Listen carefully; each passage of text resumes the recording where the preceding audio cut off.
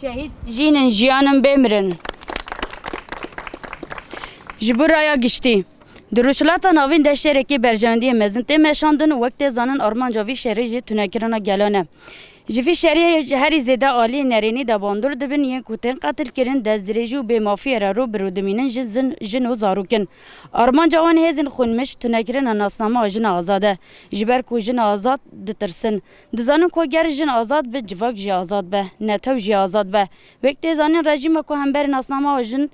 jina Kurd تون دسکنه رژیم ایرانی هر تم دخوازه ناسنامه آجین آزاد دست سر بکه و داروکرون و قتل کنن لسر جنی فرض بکه بیش مندیا باوک سالاری تفدیگره سردانا کو به قتل کردن جن امینی را یا بشیار جن جان آزادی را لتوای جهان بلاف بوی خواستندن و رنگ جنی قد بکن بریار اریکرن داروکرون پخشان عزیزی وریش مرادی و شریف محمد داروکرون جنا و دست سرکرن ایرادا جن آزاد مشهور بکن و کری براپو گوتی و سال 21 به بس سال آزادی جنی بریارین رژیم ایرانی داروکرین لسر پیشنگ جنین آزاد ام وک جنین وارگاه شیط رسم جدی شرمزار دکن همان دمیده نتنی رژیم ایرانی لهمو دولت انقاشود میجن ام مافی جن دپارزن و ناسنامه آجن اساس دگرن جبر روزانه دهان جن بناوی ناموس حسکرین انتحار و قتل کرن و دزدریجی را روبرو دمیدن